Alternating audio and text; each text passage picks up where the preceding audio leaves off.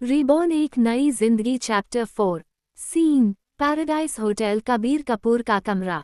दूसरी तरफ जैसे हाई क्रिटिका एरियन के साथ राठौर मैंशन के लिए निकल गई, वेज हाई कबीर कपूर सीधा अपने होटल रूम की तरफ बढ़ गया।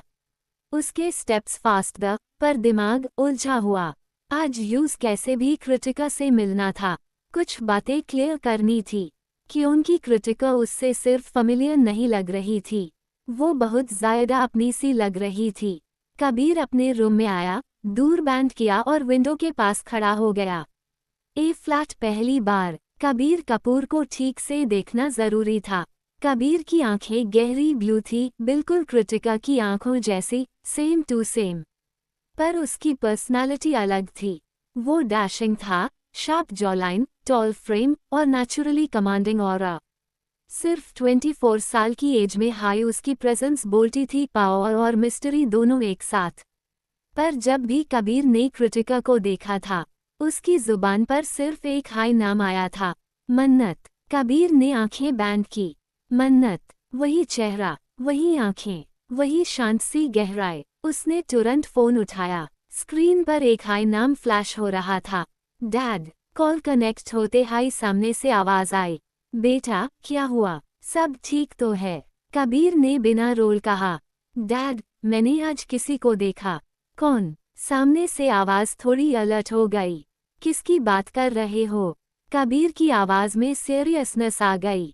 डैड, मैंने आज किसी को देखा जो बिल्कुल मन्नत की तरह दिखती है। लाइन के दूसरे साइड एक पल की खामोशी छा गई। बेटा, तुम शो हो? डैड ने धीरे से पूछा। बिल्कुल, कबीर ने कहा। वो एक लेडी है, बहुत डिग्निफाइड। मीटिंग में थी, मैं सब डिटेल आके आपको बताऊंगा। और हाँ, मैंने उनकी फोटो भी ली है। उसने थोड़ा पॉज लिया, फिर बोला, अभी मैं वहीं ना रहा हूँ, फेस टू फेस बात करनी है। कबीर, डैड कुछ कहना चाहते द पर टैब तक कबीर बोल चुका था। I am coming dad. Call cut. Kabir ने फोन साइड टेबल पर रखा, एक गहरी सांस ली और पैकिंग शुरू कर दी। मूवमेंट्स फास्ट जैसे वक्त कम हो। जैकेट, डॉक्यूमेंट्स, लैपटॉप सब बैकपैक में डाला। उसकी आंखों में अब सिर्फ एक हाई थॉट था, अगर ये मन्नत नहीं है तो फिर ये कौन है? और अगर ये सच में मन्नत हुई? कबीर ने जिप बैंड की, रूम पर एक आखिरी नजर डाली और बिना रुके बाहर निकल गया। डायरेक्ट पंजाब के लिए, कि उनकी कपूर फैमिली और उनकी पुरानी कहानी पंजाब से हाई शुरू हुई थी, और लगता था अब वही कहानी फिर से जिंदा होने वाली थी। Scene Rathore mansion grand hall. दूसरी तरफ राठौर मैंशन। जैसे हाई गाड़ी में गेट के अंदर एंटर करती है, एक रॉयल सी शांति महसूस होती है। एरियन गाड़ी से उतारता है, फिर रेस्पेक्टफुली क्रिटिका जी के लिए दूर ओपन करता है। क्रिटिका कामली अंदर बढ़ती हैं, बिल्कुल कंपोज, जैसे हर जगह उनका अपना ही हो। मैं दूर खुलता है, जैसे हाई क्रिटिका ग्रैंड हॉल में एंटर करती हैं। अंदर पहले से हाई सब बैठे हुए थे। प्रतिभा जी, सावित्री जी, सूरज जी और तुषार जी सब अपनी अपनी जगह पर थे। अवनी अपने काम से बाहर गई हुई थी। क्रिटिका को देखते हाई हॉल का माहौल एक पल के लिए जम सा हो गया। सबके चेहरों पर शौक साफ दिख रहा था। वजह सिर्फ इतनी नहीं थी कि एक अनजान मेहमान आई थी, वजह ये थी कि क्रिटिका जी बिल्कुल काश्मी जैसी लग रही थी। Same posture, same facial structure, same काम ऑरा, बिल्कुल शाम टू शाम। बस एक हाई फाक था। आंखें, क्रिटिका जी की आंखें गहरी ब्लू थी, जबकि काश्वी की आंखें ग्रीन थी, और कविश की आंखें भी ग्रीन। प्रतिभा जी के हाथ से चाय का कप हल्का सा कांप गया। सावित्री जी ने अपनी साड़ी की पल्लू को थोड़ा और कास के पकड़ लिया। सूरज जी अपनी चेयर से धीरे से उठ खड़े हुए, जैसे यकीन न हो रहा हो कि वो क्या देख रहे हैं। तुषार जी की आंखों में सवाल थे और पुरानी यादें भी। एरियन ने एक कदम आगे बढ़कर कहा, ये क्रिटिका देसाई जी हैं। क्रिटिका ने सॉफ्टली मुस्कुराते हुए सबको ग्रीट किया। नमस्ते। उसकी आवाज शांत थी, पर उसकी एंट्री ने पूरे राठौर मैंशन को हिला दिया था, कि उनकी जो चेहरा वो देख रहे थे, वो सिर्फ एक मेहमान का नहीं था, वो चेहरा उन्हें एक ऐसी बेटी, एक ऐसी बहू, एक ऐसी कहानी याद दिला रहा था जो कभी अधूरी छोड़ दी गई थी। और अब वो कहानी दरवाजे पर खड़ी थी। सीन, राठौर मैंशन सच का सामना। एरियन कृतिका जी को हॉल के बीच ल आता है। सब लोग अब भी उन्हें देखे जा रहे द जैसे आंखों को यकीन हाई ना हो रहा हो। एरियन धीरे से बोलता है, ये मेरे डैड जी हैं, सूरज राठौड़। फिर आगे बढ़कर, ये मेरी दादी जी सावित्री राठौड़। ये मेरे डैड तुषार राठौड़। और अंत में, ये मेरी मॉम प्रतिभा राठौड़। इतना कहकर एरियन चुप हो जाता है। कृतिका जी सबकी तरफ मुस्कुराते हुए देखती हैं, फिर सूरज जी और सावित्री जी के पैर छू लेती हैं। उनकी आंखों में सम्मान और कृतज्ञता साफ झलक रही थी। नमस्ते, वो शांत आवाज में कहती हैं। फिर अचानक पूछती हैं, अवनी नहीं है? ये सुनकर सब एक दूसरे को देखते हैं, शॉक। ये हमारी फैमिली को इतना कैसे जानती हैं? प्रतिभा जी संभालते हुए बोलती हैं, वो बाहर गई है। फिर स्टाफ की तरफ देखकर कहती हैं, कॉफी ले आइए। और कृतिका जी से, आप बैठिए। कृतिका जी सोफा पर बैठती हैं, फिर सीधी बात कह देती हैं, मैं काशवी की मॉम हूँ। जैसे हॉल में बिजली सी गिर जाती है। सबके चेहरे पर प्योर शॉक। कृतिका जी आगे बोलती हैं, मैं आप सबको जानती हूँ क्योंकि मेरी बेटी हमेशा आपकी बातें करती रहती है। वो सूरज जी और सावित्री जी की तरफ देखती हैं, हाथ जोड़कर। मैं जितना भी आपका शुक्रिया करूं, कम है।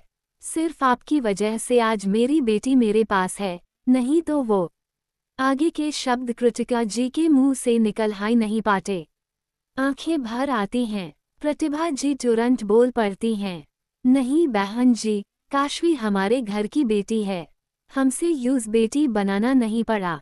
कृतिका जी हल्की सी मुस्कुराहट के साथ कहती हैं, हाँ, मुझे पता है। मुझे लगा था वो शायद आप सबको भूल जाएगी, पर आज भी वो आप सबको याद करती है। थोड़ा रुककर वो कहती हैं, मैं यहाँ आपसे कुछ बात करने आई हूँ। सूरज जी प्यार से बोलते हैं, हाँ बेटा, बोलो। कृतिका जी गहरी सांस लेकर कहती हैं, पिछले 4 साल से मेरे बेटे आदित्य और अवनी का अफेयर चल रहा है। मैं चाहती हूँ कि उनकी शादी हो जाए। सब चुप। मैं जानती हूँ, कृतिका जी आगे कहती हैं, काशवी और विक्रम की वजह से वो फैमिली को कुछ बोल नहीं पा रहे हैं। फिर वो थोड़ा सॉफ्ट हो जाती हैं, पर मुझे ये भी लगता है कि विक्रम को एक मौका मिलना चाहिए। मैंने देखा है, यूज अपनी गलती का पछतावा है। और कौन सी माँ नहीं चाहेगी कि उसकी बेटी का घर बेस। वो हल्का सा रुकती हैं। काशवी जल्दी हाय इस टॉपिक पर बात करेगी और वो मेरी बात नहीं काटेगी। सावित्री जी मुस्कुराते हुए कहती हैं, हाँ बेटा, ये बात तुम पहले भी कह चुकी हो। एरियन थोड़ा कंफ्यूज होके बोलता है, पर अवनी ने तो अभी तक हमें कुछ बताया ही नहीं है। कृतिका जी हंस पड़ती हैं, हाँ, और आदित्य ने भी मुझे अभी तक ये नहीं बताया कि वो अवनी राठौड़ से प्यार करता है। उनकी हंसी के साथ हाई माहौल हल्का हो जाता है। सब फैमिली मेंबर्स अब कृतिका जी के साथ कंफर्टेबल हो चुके थे। हल्की फुल्की बातें होती हैं, पुरानी यादें याद की जाती हैं। फिर कृतिका जी एयरपोर्ट के लिए निकल जाती हैं। एरियन उन्हें छोड़ने आता है। उनका समा होटल से असिस्टेंट ल आता है और वहां से फ्लाइट मुंबई के लिए उड़ जाती है। सीन, मुंबई शाम का वक्त। मुंबई में शाम का सुकून था। आज कविश घर में बहुत खुश था क्योंकि कल सुबह काशवी और कविश पंजाब जाने वाले थे। दोनों ने खूब शॉपिंग की थी और कविश की एक्साइटमेंट देखकर काशवी का दिल खुश हो रहा था। मेरा बेटा खुश है, बस यही काफी है, काशवी सोचती है। तभी घर के दरवाजे पर एंट्री होती है सुपर नानी की, क्योंकि कृतिका जी दिल्ली से आ चुकी होती हैं। कविश भागता हुआ आता है NANIAAI और सीधा उनकी गोदी में चढ़ जाता है। कृतिका जी और कविश की मस्ती शुरू हो जाती है। हंसी, बातें, शैतानी। फिर सब साथ बैठकर खाना खाते हैं। घर का प्यार भरा खाना। आदित्य कनाडा गया हुआ होता है बिजनेस ट्रिप के लिए, इसलिए वो वहां नहीं होता। सीन, रात बेड टाइम। रात हो चुकी थी। आज कविश कृतिका जी के साथ सोने आता है। लाइट्स डिम है, रूम में शांति है। कृतिका जी स्टोरी सुना रही होती हैं। टैब कविश अपनी मासूम आवाज में पूछता है, नानी, मेरे नानू कहाँ हैं? ये सुनकर कृतिका जी एक पल के लिए चुप हो जाती हैं। फिर कविश के गाल पर प्यार से हाथ फट हुए कहती हैं, वो कहीं गए हुए हैं बेटा, आइए तो मैं आपको मिलवाऊंगी। फिर धीरे से एक सीक्रेट जैसे बोलती हैं, वेज एक बात बटौन क्या? कविश पूछता है, आपकी मॉम और आपकी आंखें बिल्कुल सेम टू सेम आपके नानू जैसी हैं। कविश मुस्कुरा देता है, आंखें धीरे धीरे बैंड हो जाती हैं और कृतिका जी उस मासूम चेहरे को देखते हुए बस इतना सोचती हैं, सच कभी ना कभी सामने आ ही जाता है। सीन रात मुंबई कंटिन्यूड। ये कहकर कृतिका जी भी धीरे धीरे सो जाती हैं। कमरे में सिर्फ एसी की हल्की सी आवाज और कविश की मासूम सांसों की रिदम रह जाती है। सीन दूसरी तरफ विक्रम। दूसरी तरफ विक्रम अपने काम में बिजी था। लैपटॉप स्क्रीन पर फाइल्स ओपन थी। तभी उसका फोन वाइब्रेट होता है। Call, Desai company personal assistant Kritika ji. Mister Vikram, assistant कहता है, माम ने कल आपसे मिलने के लिए कहा है। विक्रम के हाथ एक पल के लिए रुक जाते हैं। कल, यू सब समझ आ जाता है। कृतिका जी को पता चल गया है कि मैं काशवी के बारे में इंफॉर्मेशन निकल रहा हूँ। वो ऑलरेडी पंजाब जाने का प्लान बना रहा था अपने बेटे और वाइफ के साथ। पर अब मदर इन लॉ का बुलावा, उनसे मिलना तो अवॉइड कर ही नहीं सकता था। पर विक्रम के मन में एक और टेंशन थी, अपनी स्वीट सी वाइफ को कैसे मनाऊंगा। वो चेयर पर पीछे लीन करता है, आंखें बैंड करता है। सोक्ट कब उसकी आंख लग जाती है यूज पता ही नहीं चलता। सीन अगला दिन सुबह। सुबह सुबह घर में एक अलग हाई एनर्जी थी। आज कविश जल्दी उठ गया था क्योंकि आज स्कूल पिकनिक थी और स्कूल वालों ने बस अरेंज की थी। सब बच्चे साथ जाने वाले थे। कविश खुशी से बेड से कूद पड़ा। आज काशवी और कविश दोनों ने पिकनिक क्लोथ्स पहने थे। काशवी का लुक, काशवी ने सॉफ्ट पेस्टल कुर्ती पहनी थी, लाइट पीच कलर की, जिसमें फ्लोरल प्रिंट्स थे। साथ में वाइट पलाट्सो, कंफर्टेबल और एयरी। दुपट्टा कैजुअली एक साइड पर था। हेयर एक नीट पोनीटेल में बंधे हुए और फेस पर नेचुरल ग्लो, क्योंकि जब माँ खुश होती है वो बिना मेकअप भी चमकती है। कविश का लुक, कविश ने स्काई ब्लू टी शर्ट पहनी थी जिसके फ्रंट पर एक क्यूट कार्टून प्रिंट था। नीचे बेज शॉर्ट्स और वाइट स्नीकर्स। उसका छोटा सा बैकपैक और कैप उसकी एक्साइटमेंट को और ज्यादा हाईलाइट कर रहे थे। आंखों में वही शरारत और खुशी जैसे आज का दिन सिर्फ उसके लिए बना हो। दोनों रेडी होकर हॉल में आए।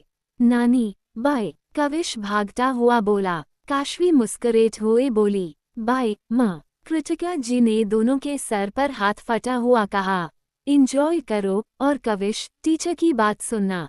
दोनों घर से निकल गए। सीन घर के अंदर कृतिका जी। दरवाजा बंद होता है। कृतिका जी एक पल के लिए वही खड़ी रहती हैं, बेटी और नाती को जाते हुए देखकर। फिर वो सॉफ्टली कहती हैं, स्वीट बाय, और खुद को संभालते हुए रेडी होने चली जाती हैं क्योंकि आज उन्हें ऑफिस जाना था और वहाँ कुछ इम्पोर्टेंट बातें उनका इंतजार कर रही थी। सीन स्कूल पिकनिक बस सुबह 11 बजे। सुबह के 11 बज रहे थे। बड़ी सी येलो स्कूल बस शहर की सड़कों पर चल रही थी।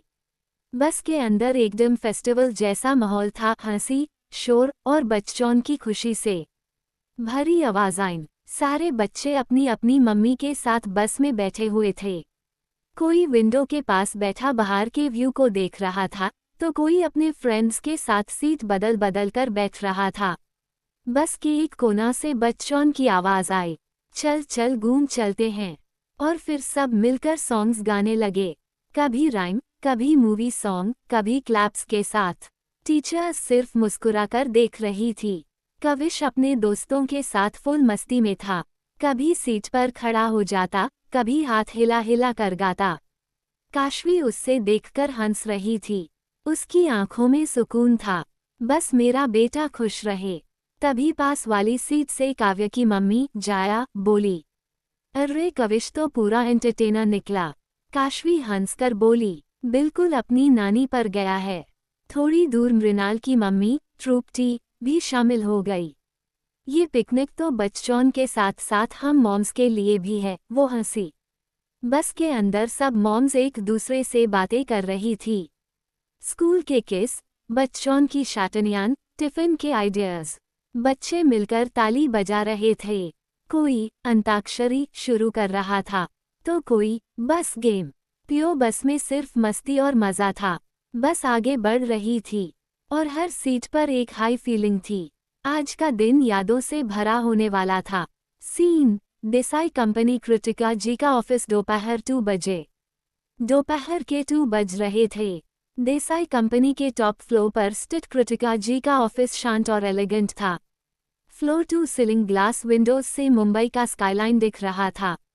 डार्क वुड फर्नीचर, एक बड़ा executive desk, neatly arranged files और एक साइड टेबल पर फ्रेश व्हाइट लिलीज। ऑफिस में पाओ और ग्रेस दोनों साथ मौजूद थे।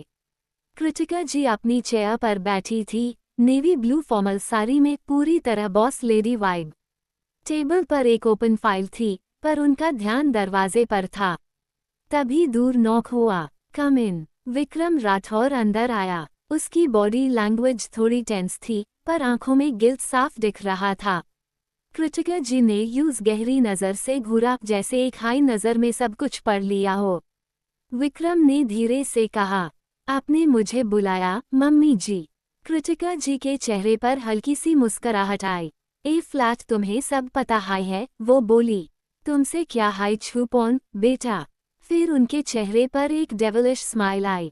मैंने सोचा, वो आगे बोली, तुम्हें एक मौका दूं, तुम्हारी गलती सुधारने का और तुम्हारे और काशवी के बीच जो भी मिसअंडरस्टैंडिंग है, यूज क्लियर करने का। विक्रम चुपचाप सुनता रहा। मुझे पता है, कृतिका जी ने शांत पर स्ट्रॉन्ग आवाज में कहा।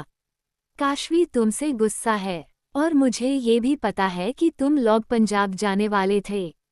फिर वो थोड़ा आगे झुकती हैं, पर पहले तुम उसका दिल जीतो। वैसा हाई प्यार दिखाने की कोशिश करो, जैसा प्यार वो कभी तुमसे करती थी। विक्रम की आंखें भर आई। वो सीधा खड़ा होकर बोला, मम्मी जी थैंक यू। आपने मुझे समझा और मुझे एक मौका दिया। मैं उसका दिल जीत के हाई रहूंगा। कृतिका जी ने फाइनल टोन में कहा, जल्दी तुम दोनों का झगड़ा खत्म करो, क्योंकि जब तक मेरी बहू मेरे घर नहीं आएगी। वो थोड़ा रुकती हैं, फिर सीधा बोलती हैं, तुम्हारी वाइफ तुम्हारे घर नहीं जाएगी। ये कहकर वो मीटिंग क्लोज करती हैं। विक्रम समझ चुका था, ये सिर्फ वार्निंग नहीं, मां का फैसला था। और देसाई कंपनी के इस ऑफिस से निकलते वक्त उसके दिमाग में सिर्फ एक हाई बात थी, इस बार गलती सुधरनी हाई होगी। सीन, पंजाब 5 स्टार होटल, शाम 6 बजे। दूसरी तरफ बस पंजाब पहुंच चुकी थी। घड़ी में शाम के 6 बज रहे थे।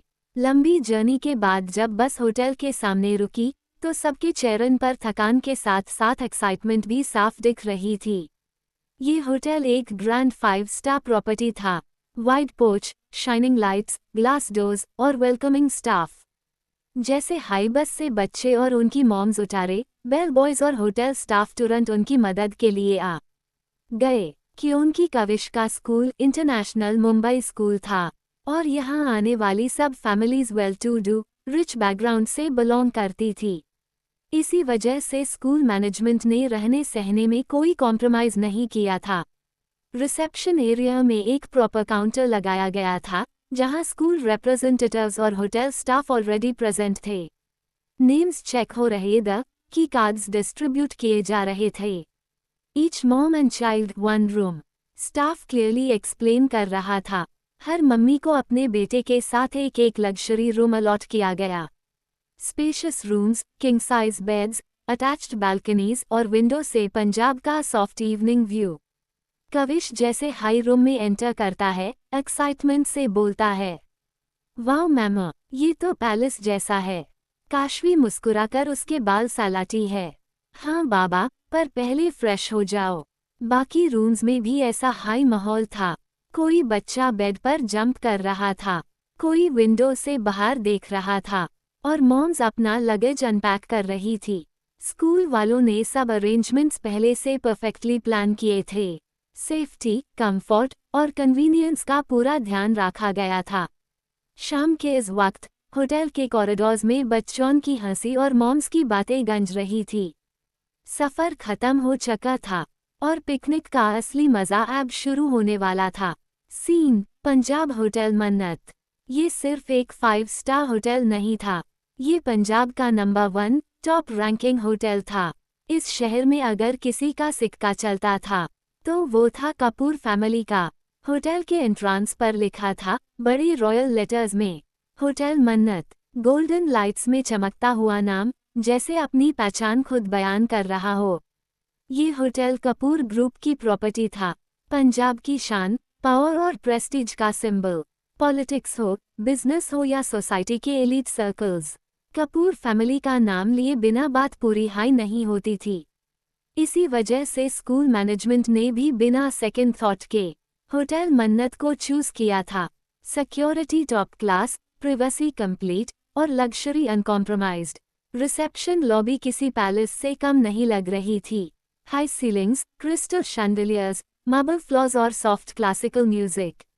वॉल्स पर पंजाब की हेरिटेज पेंटिंग्स थी और एक साइड में कपूर फैमिली के अचीवमेंट्स की फ्रेम्ड फोटोग्राफ्स। काशवी जैसे हाई लॉबी में खड़ी होती है, उसकी नज़र अनजाने में होटल के नाम पर टिक जाती है, मन्नत। एक अजीब सा एहसास, जैसे ये नाम कहीं सुना हो, जैसे दिल के किसी कोना को छू गया हो। कविश एक्साइटेड वॉइस में बोलता है, मैम, होटल का नाम भी मन्नत है। काशवी हल्की सी मुस्कुराहट के साथ कहती है, हाँ बेटा, अच्छा नाम है। पर अस्पैल यूज ये अंदाज़ा नहीं था कि ये नाम सिर्फ एक होटल का नहीं, बल्कि इस कहानी की सबसे गहरी जड़ बनने वाला है।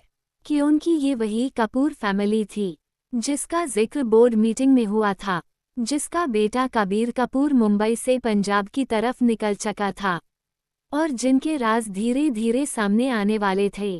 पंजाब में कपूर फैमिली का नाम सिर्फ पावर नहीं, किस्मत बदलने की ताकत रखता था।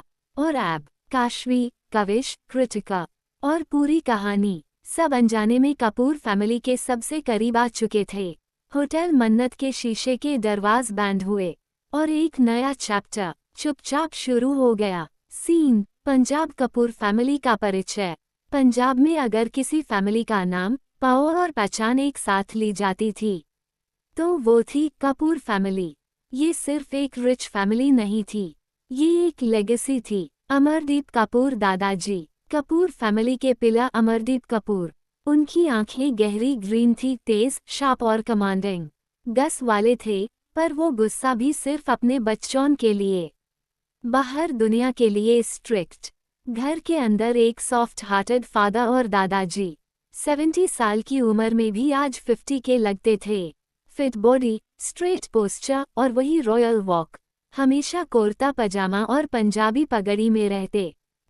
एक प्राउड पंजाबी मर्द जिसके चेहरे पर गुस्सा कम और मुस्कुराहट ज़्यादा रहती थी। अंजलि कपूर दादी, उनकी वाइफ अंजलि कपूर, बिल्कुल उनके ऑपोजिट, स्वीट, काम और नर्चरिंग।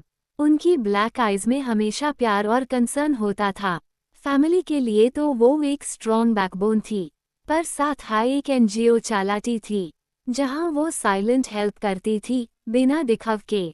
उनके लिए फैमिली सबसे पहले आती थी। करण कपूर बेटा, कपूर लेगेसी का नेक्स्ट टॉर्च बेरा करण कपूर। उनकी आंखें बिल्कुल अपने फादर जैसे ग्रीन। 50 साल की उम्र में भी 30 के लगते थे। हैंडसम, चार्मिंग और क्लासी। आज भी लड़कियां अन पर माटी थी। कॉन्फिडेंस उनकी पर्सनालिटी का सबसे स्ट्रॉन्ग वेपन था। उनके 2 बच्चे थे जिन पर पूरी कपूर फैमिली की दुनिया टिकी हुई थी। कबीर कपूर बेटा, कबीर कपूर, करण का बेटा, blue eyes, sharp features, smart, dashing और हैंडसम, बिल्कुल अपने फादर जैसा, बस आंखों का रंग अलग था। जब कबीर और करण साथ खड़े होते तो लोग अक्सर कहते, ये फादर सोन है या ट्विंस। कबीर के अंदर एक अलग हाई इंटेंसिटी थी। कम बोलता था, पर जब देखता था तो सामने वाले को पढ़ लेता था। मन्नत बेटी और फिर थी मन्नत कपूर, ब्लू आइज, गोरा रंग और ऐसी खूबसूरती कि कोई भी देखते हाई रुक जाए। वो इतनी सुंदर थी कि हमारी हीरोइन को भी टक्कर द। पर मन्नत सिर्फ सुंदर नहीं थी, वो एक तूफान थी, फाइटर, राइडर और एकदम पटाखा जैसी पर्सनालिटी। जो सोचती थी वो करती थी। पंजाब में सब उससे सिर्फ मन्नत के नाम से जानते थे। लोगों के दिल में उसके लिए सिर्फ रिस्पेक्ट नहीं, थोड़ा सा खौफ भी था कि उनकी मन्नत वीक नहीं थी, वो पावरफुल थी। प्रोफेशनली वो एक टॉप डिजाइनर थी। उसका खुद का ब्रांड था, MQ मन्नत क्यू। अस ब्रांड का टर्नओवर क्रोज में था। यंग एज में हाई उसने वो अचीव किया जो लोग पूरी जिंदगी में नहीं कर पाते। कपूर फैमिली का हर मेंबर अलग था, पर एक बात कॉमन थी, पावर, प्रेजेंस और राज। और सबसे बड़ा राज अभी सामने आना बाकी था। Scene writing English Hindi tone. शाम का वक्त था। दिल्ली से पंजाब का सफ़र करीब 7 घंटे का था, इसलिए होटल पैहंग ठाई सब अपने अपने रूम्स में जाकर थोड़ा आराम करना चाहते थे। लंबी जर्नी ने सबको थका दिया था। दूसरी तरफ बस में जो बच्चे वो पूरे रास्ते मस्ती करते रहे। हंसना, गाना, शोर सब कुछ इतना ज़्यादा हो चुका था कि जैसे हाई वो अपने रूम्स में पहुंचे, बेड देखते हाई उनकी आंखें बैंड हो गई। थकान ने उन्हें बिना कुछ कहे हाई सुला दिया। काशवी के रूम का हाल भी कुछ ऐसा हाई था। कविश अंदर आते हाई बेड पर गिरा और पैर भर में सो गया। उसकी सांस की हल्की आवाज से साफ पता चल रहा था कि वो कितना थक चुका है। काशवी ने यूजी ब्लैंकेट से ढक दिया और एक पल के लिए यूजी देखकर मुस्कुराए। बाहर जाकर खाना खाने का मन नहीं था, इसलिए काशवी ने रूम सर्विस से अपने और कविश के लिए खाना मंगवा लिया। रूम में हल्की सी येलो लाइट थी और बाहर खिड़की से शहर की शाम धीरे धीरे रात में बदल रही थी। लेकिन इसी होटल में एक आदमी था जो काफी देर से काशवी पर नजर रखे हुए था। कॉरिडोर में खड़े होकर उसने धीरे से कहा, ये मैडम यहीं पर है। मैडम तो किसी इवेंट में गई थी ना, और इनके साथ बॉडीगार्ड भी नहीं है। उसकी आंखों में अजीब सी चमक थी। उसने एक बार और रूम नंबर की तरफ देखा और फिर बिना वक्त गवाए बोल पड़ा, मुझे सर को इन्फॉर्म करना होगा। ये कहकर वो वहां से चला गया। ईशान ने ये सब देखा ही नहीं। यूजी ये भी एहसास नहीं हुआ कि काशवी के साथ रूम में एक बच्चा भी था। कॉरिडोर की खामोशी में इस आदमी के कदमों की आवाज़ धीरे धीरे दूर होती चली गई और एक अनजानी टेंशन हवा में तैरने लगी। वो आदमी और कोई नहीं बल्कि इस होटल का हेड मैनेजर था। काशवी को पहचान चुका था और बिना पूरी सिचुएशन समझे हाई अपने दिमाग में शंका पाल चुका था। उसने ये भी नोटिस नहीं किया था कि रूम में काशवी अकेली नहीं थी, लेकिन ये बात अभी उसके ज़हन से काफ़ी दूर थी। दूसरी तरफ कपूर मैंशन। शाम के वक्त पूरा मैंशन रोशनी से जगमगा रहा था। शीशे के बड़े बड़े झूमर, मार्बल का चमकता हुआ फ्लोर और हॉल की ऊंची सीलिंग मैंशन की शान को और भी रॉयल बना रही थी।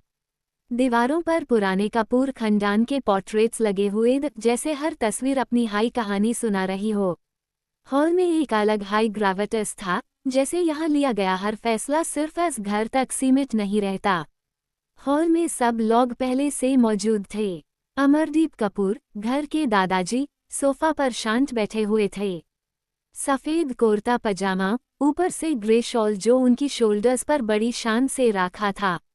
उनका चेहरा ग्लो कर रहा था, लेकिन आंखों में ऐब भी वही तीखी चमक थी, एक ऐसे आदमी की जिसने जिंदगी को जीता भी था और समझा भी था।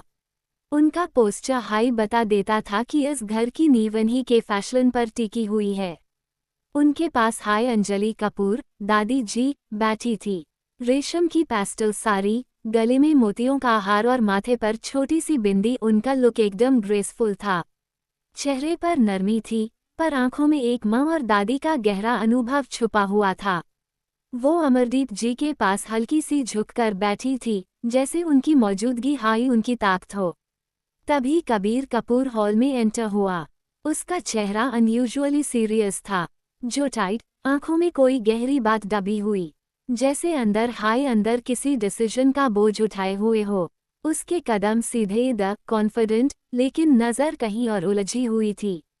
सबसे पहले अमरदीप जी ने यूज देखा। आ गया बेटा, उनकी आवाज में अथॉरिटी के साथ अपनापन भी था। कबीर ने आगे बढ़कर रिस्पेक्ट के साथ झुककर उनके पाँव छू। दादाजी, उसकी आवाज में सीरियसनेस साफ महसूस हो रही थी। फिर वो अंजलि जी के पास गया। उन्होंने प्यार से उसके सर पर हाथ रखा। खुश रहो बेटा, उन्होंने मुस्कुराते हुए कहा, लेकिन उनकी नज़र भी कबीर के चेहरे की टेंशन पड़ चुकी थी। इसी बीच कारण कपूर आगे आए।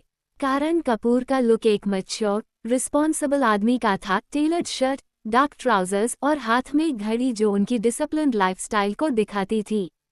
उनका चेहरा सख्त था, लेकिन आंखों में बेटा के लिए छुपा हुआ कंसर्न साफ नजर आ रहा था। कबीर ने बिना कुछ बोले कारण को गले लगा लिया। वो हग छोटा था, पर उसमें बहुत कुछ कह दिया गया। अनसेड वरीज, रिस्पॉन्सिबिलिटी और एक साइलेंट अंडरस्टैंडिंग। कारण ने धीरे से पूछा, सब ठीक है? कबीर ने जवाब नहीं दिया, बस एक गहरी सांस ली। तब कबीर सीधा बोला, मैं पहले फ्रेश होके आता हूँ। आप सब स्टडी रूम में मिलिए। उसकी आवाज़ काम थी, पर टोन इतना सीरियस था कि किसी ने सवाल नहीं किया। जो बात मुझे करनी है, वो मैं यहाँ नहीं कर सकता। ये कहकर कबीर पलटा और हॉल से बाहर चला गया।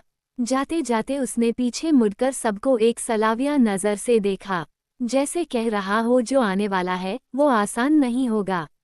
हॉल में एक पल के लिए खामोशी छा गई। कपूर मैंशन की डिवेरियन जैसे आने वाले तूफान को पहले हाई महसूस कर चुकी थी। थोड़ी देर बाद कबीर फ्रेश होकर स्टडी रूम में आता है। कमरा गहरी शांति में डूबा हुआ था। वुडन वॉल्स, बुकशेल्फ से भरी अलमीरा और टेबल लैंप की सॉफ्ट रोशनी, ये रूम हमेशा से कपूर परिवार के सबसे बड़े फैशन का गवाह रहा था। सब पहले हाई मौजूद थे। कारण कपूर एक सिंगल सोफा पर बैठे, बिल्कुल राजा की तरह। उनका पोस्चर सीधा, हाथ आर्मरेस्ट पर टिका हुआ, चेहरा सख्त और आंखें सीधी कबीर पर टिकी हुई। उनके सामने वाले सोफा पर अमरदीप जी और अंजलि जी बैठे थे।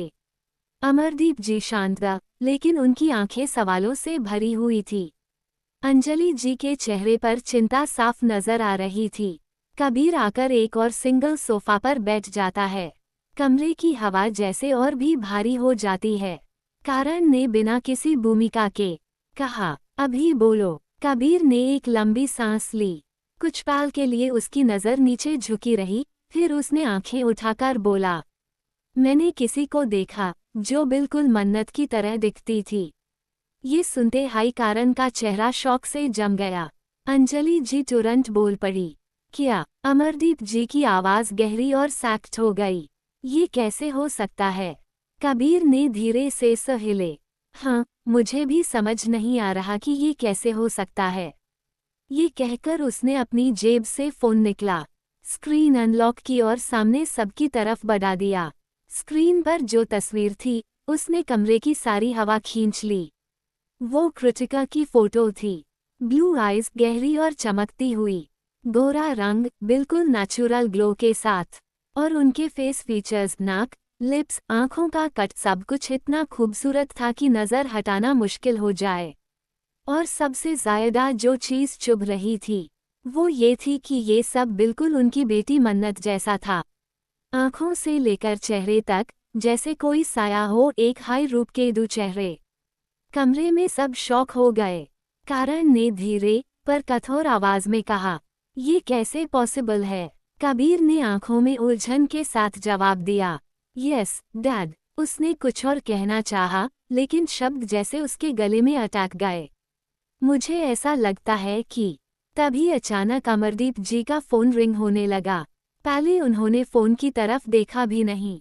रिंग की आवाज़ कमरे की टेंशन के सामने छोटी सी लग रही थी, लेकिन जब स्क्रीन पर नाम चमका, उनकी नज़र रुक गई। Hotel head manager. Amardeep ji के चेहरे का रंग पल भर में बदल गया। उन्होंने फ़ोन उठाया और स्टडी रूम की खामोशी और भी गहरी हो गई, जैसे कोई नया राज अभी खुलने वाला हो। जैसे हाय अमरदीप जी ने कॉल उठाया, फ़ोन के दूसरी तरफ से घबराई हुई आवाज़ आई, सर, मन्नत माम यहीं पर हैं। ये सुनते हाय अमरदीप जी एकदम चौंक गए। क्या? उनकी आवाज़ भारी हो गई। हेड मैनेजर तुरंत बोला, यस सर, वो रूम नंबर 808 में रुकी हुई हैं। फोन स्पीकर पर था, इसलिए स्टडी रूम में मौजूद हर एक ने ये बात साफ साफ सुन ली। कमरे में जैसे वक्त थम गया। सबको एक बात अच्छी तरह याद थी, मन्नत तो किसी इवेंट के लिए गई हुई थी। फिर ये कैसे पॉसिबल था कि वो होटल के रूम 808 में हो?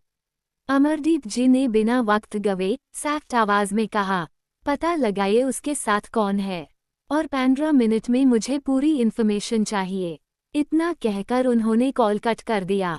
कमरे में फिर से खामोशी छा गई, लेकिन अब ये खामोशी और ज़्यादा भरी थी। कबीर ने सीधा अपना फ़ोन उठाया। उसके चेहरे पर एक हाई सवाल लिखा था, सच क्या है? उसने बिना किसी को देखे मन्नत का नंबर डायल किया और फ़ोन स्पीकर पर रख दिया। 2 रिंग के बाद दूसरी तरफ से एक आवाज़ आई, सॉफ्ट लेकिन डोमिनेंट, यस भाई। कबीर की आवाज़ थोड़ी सख्त, थोड़ी चिंतित थी। मनु, आप कहाँ हो? वो मन्नत को बचपन से प्यार से मनु बुलाता था। दूसरी तरफ से मन्नत बिल्कुल नॉर्मल टोन में बोली, भाई मैं अभी ऑन द वे हूँ, 1 घंटे में घर पहुँच जाऊंगी। कबीर ने तुरंत पूछा, कहाँ हो आप मनु? कुछ पल की खामोशी के बाद मन्नत बोली, भाई मैं इवेंट से अभी निकली हूँ, अभी मैं लुधियाना के पास हूँ। कबीर ने सिर्फ एक शब्द कहा, ओके, और फ़ोन कट कर दिया। स्टडी रूम में बैठे सब लोग एक दूसरे का चेहरा देख रहे थे। सच और झूठ के बीच की रेखा धीरे धीरे और धुंधली होती जा रही थी, क्योंकि अगर मन्नत लुधियाना के पास थी तो रूम 808 में कौन थी जो बिल्कुल मन्नत जैसी दिखती थी? अमरदीप जी ने गहरी आवाज में कहा, कबीर, हेड मैनेजर को कॉल करो, पूछो कि उसने पूरी इन्फॉर्मेशन निकाली या नहीं। कबीर फ़ोन उठाकर नंबर डायल करने हाई वाला था कि अचानक उसके हाथ में फ़ोन वाइब्रेट करने लगा। स्क्रीन पर वही नाम चमक रहा था, होटल हेड मैनेजर। कबीर ने बिना एक पल गवाए फ़ोन उठाया।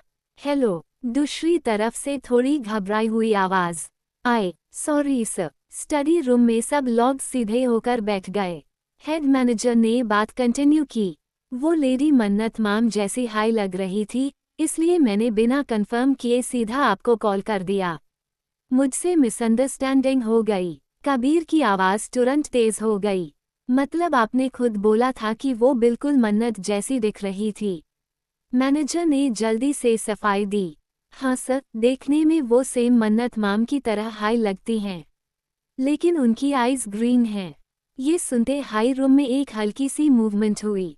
अंजलि जी ने अमरदीप जी की तरफ देखा और कारण की भुनहन और ज़ायदा सिकुड़ गई। मैनेजर आगे बोला, और वो यहाँ की नहीं है सर, वो मुंबई से आई हैं। कबीर चुपचाप सुन रहा था। मुंबई इंटरनेशनल स्कूल से एक कैंप ऑर्गेनाइज्ड किया गया है सर, उसी के लिए ये लोग इस होटल में रुके हुए हैं, 4 दिन के लिए आए हैं।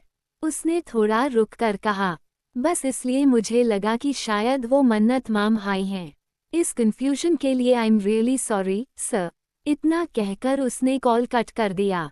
स्टडी रूम में कुछ पल के लिए बिल्कुल सन्नाटा छा गया। सच सामने आ चुका था, लेकिन सवाल अब भी जिंदा था।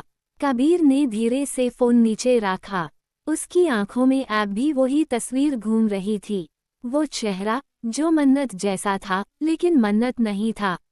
और कहीं ना कहीं कपूर खानदान को महसूस हो रहा था ये सिर्फ एक गलतफहमी नहीं, शायद किसी बड़ी कहानी की शुरुआत थी। ये बात सुनते हाई सब और ज़्यादा शॉक हो गए, क्योंकि इस परिवार में एक सच था जो सिर्फ इन्हीं को पता था। अमरदीप कपूर की आंखें ग्रीन थी, कारण कपूर की आंखें भी वही गहरी ग्रीन, लेकिन कबीर और मन्नत की आंखें ब्लू थी। स्टडी रूम की हवा और भी भारी हो गई, जैसे किसी ने बीच कमरे में बिना बोले हाय एक बड़ा सवाल रख दिया हो। अमरदीप जी धीरे से अपनी जगह से खड़े हुए। उनकी आंखों में उलझन भी थी और फैसला भी। उन्होंने कबीर की तरफ देखा और सख्त लेकिन कंट्रोल्ड आवाज में बोले, कबीर, आप पर्सनल लेवल पर इस चीज़ की पूरी इन्फॉर्मेशन निकालिए। फिर उन्होंने कबीर के हाथ में पकड़े फ़ोन की तरफ इशारा किया। ये क्या है, मुझे समझ आना है। ये फ़ोटो वाली लड़की कौन है? और होटल में जो लड़की है वो कौन है? उनका टोन और ज़्यादा गहरा हो गया। दोनों एक जैसे लग रही हैं, ये सिर्फ इत्तेफाक नहीं हो सकता। इतना कहकर अमरदीप जी स्टडी रूम से बाहर निकल गए।